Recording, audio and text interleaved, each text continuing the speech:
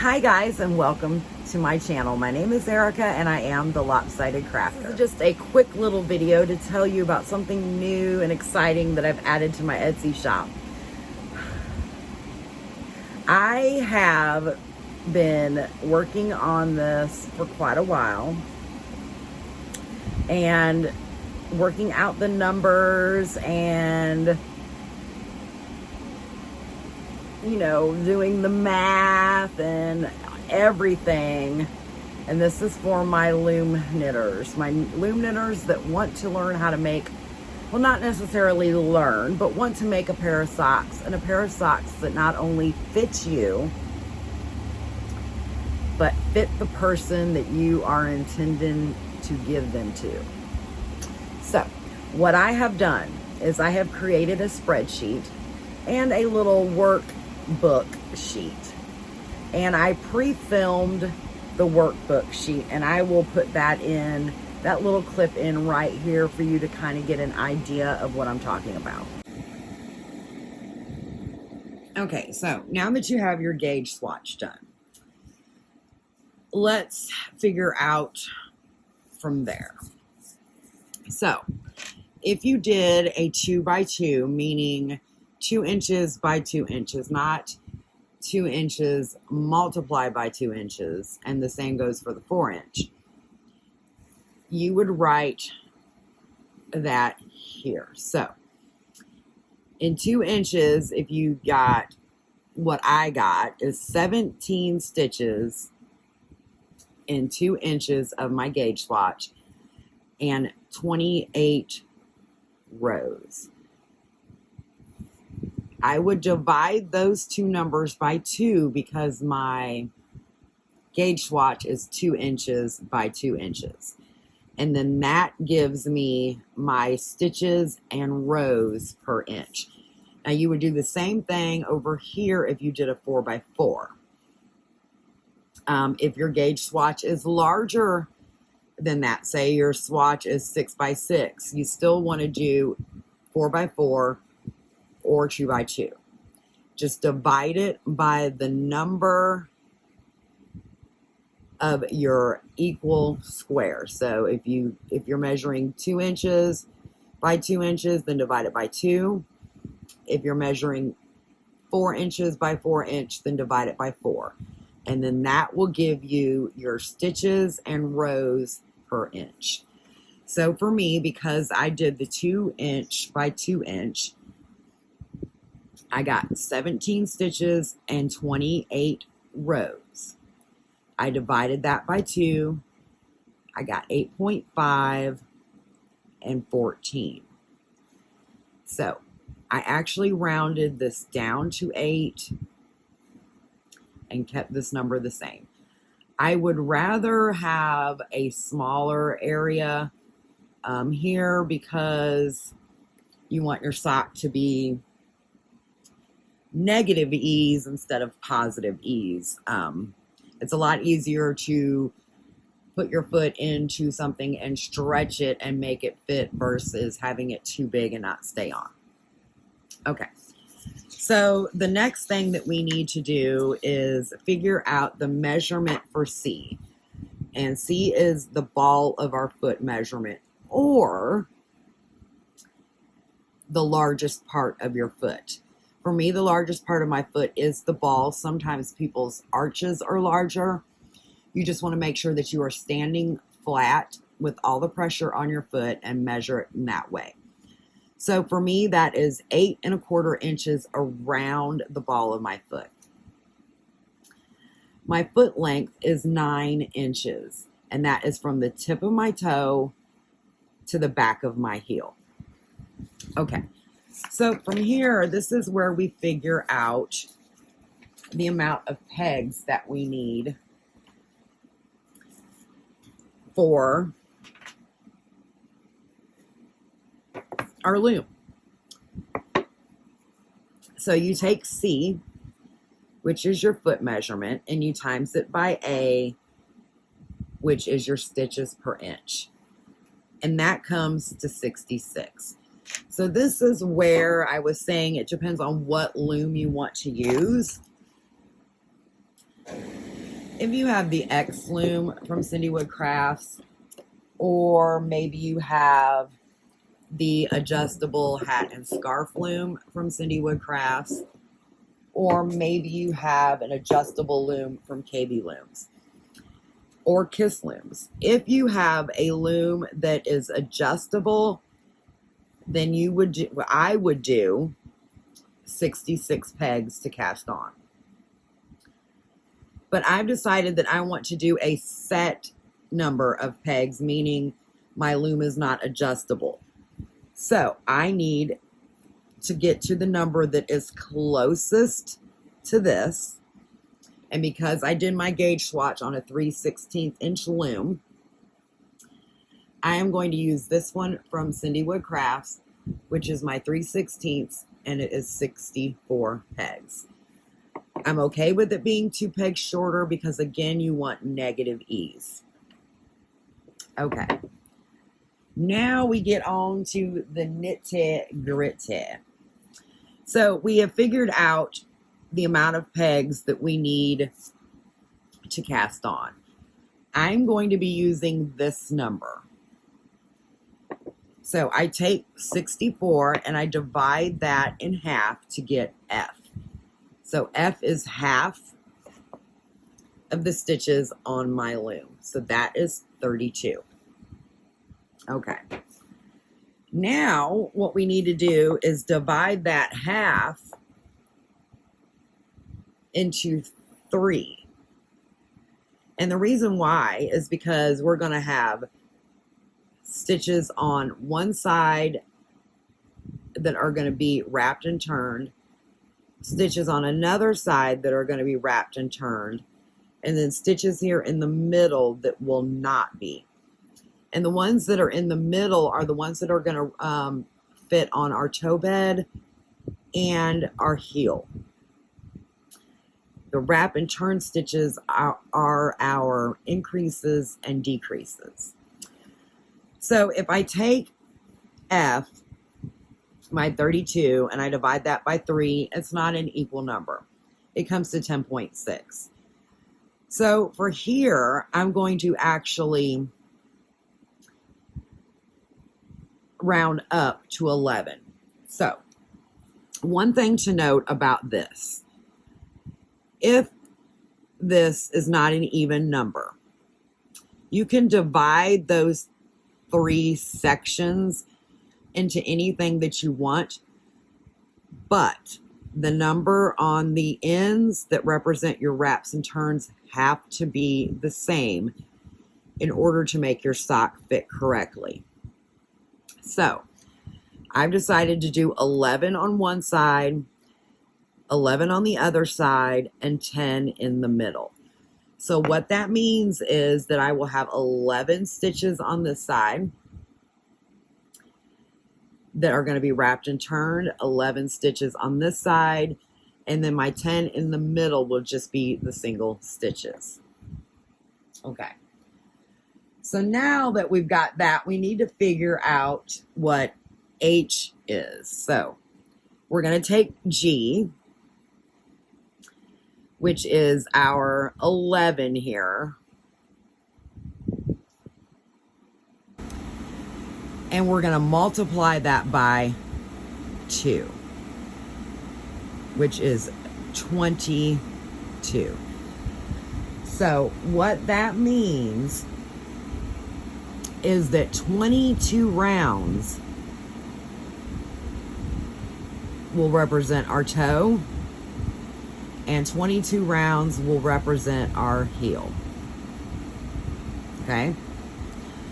Next, we're going to figure out I. And I is the actual measurement, the actual length of our heel and toe area. So we take H, which we've got right here, which is our 22. We're going to divide that by B, which is our rows per inch. And that gives us 1.5 or 1.5 inches. Okay, so bear with me. I know you might be saying, what on earth? But just bear with me. So now that we have a B, we need to figure out how many rounds we actually need for the whole sock. So in order to do that, we go up here to D, we have our foot length, and we're going to times that by B, which is our rows per inch. And that tells me that 126 rounds will represent the entirety of the foot of the sock, okay? The entirety. But now we need to figure out how many rows we actually need to do in between the end of the toe and the end of the heel. So in order to do that, we need to actually figure out how many rounds represent both the toe and the heel. So we go back up here to H, which was 22. We times that by 2, which is 44. So this represents both the toe and the heel, okay, together. So we take our number up here, which was our total rounds. We subtract the rounds for both the toe and the heel. So we subtract 126 from 44, and that gives us 82 rounds. So what that means to me is that after I knit 22 rounds of my toe or heel, I'm going to start my 82 rounds. And then when I have finished doing my 82 rounds, then I'm going to do the remaining 22 rounds of whatever you have left, your heel or your toe. So now that you've seen that, I've also created a spreadsheet to go just a little bit further for you. I know me, I don't want to have to write everything out and lose my paper, do the calculations, that kind of thing. So I've done all the work for you. All you have to do is put in your gauge swatch information from your 2" by 2" swatch on the loom that you want to use. Measure the ball of your foot. So what you need to do there is measure the widest part of your foot and then the length of your foot. So if you're making socks for somebody and you don't know their measurements, you can kind of get a guesstimation on Craft Yarn Council. They have foot dimensions, but there are lots of charts out there online for the average foot length. There are sock rulers that you can get. Another thing is, you can always just ask the person to trace their foot on a piece of cardboard. But like I said, if you're not wanting them to know that you're making socks for them, all that information is easily found on the internet. But you put in your little information into this spreadsheet, your 2x2 swatch, your stitches and your rows, and then it'll automatically divide it for you into what you get in 1" by 1". You put in the measurement for the ball of your foot, the length of your foot, and voila, it will tell you how many pegs you need to cast on, how many rows for the foot or for the toe and the heel. It'll tell you how many you need to divide for the toe and the heel. If you've followed my tutorial on how to make a sock on the loom, you know what I'm talking about. I will also link that below so you can follow that. It'll tell you how many rows that you need to actually knit in between the end of the toe and the beginning of the heel, or vice versa, depending if you're making it toe up or cuff down. It does it all for you. All you've got to do is follow it. So let me step back just a little bit and talk about the peg situation. So when I say it will tell you how many pegs to cast on, What I mean by that is if you have an adjustable loom, there are looms on the market that are specific to socks that are adjustable. There are also looms on the market. Cindy Wood Crafts has one that is called a universal hat and scarf loom that is actually small enough in gauge to make socks on, and those are adjustable. So you make your swatch on the loom you intend to use. So if you're going to use a loom that has a 3/16 inch gauge, then you make your swatch on that. If you're going to make it if you want to use a loom that's got a 1/4 inch gauge, then you make your swatch on that. So what that's going to tell you is if you have let's just say you have a 3/16 inch gauge loom, okay? And you've put all your information in, and it says that you need, for the sock you want to make, you need, let's just say you need a minimum of 64 pegs. But your sock loom is only 60. That's okay, because those 4 pegs is not going to be much as a big of a difference, because you want negative ease. But if it says you need 64 pegs and you only have 56, that's going to be too small. On the flip side of the coin, if you need 60 pegs and you have a 72 peg, that's going to be too big. So that kind of gives you an idea of what you need to make. Chances are you're probably not going to use 72 pegs for a sock unless the intended person has a very large foot.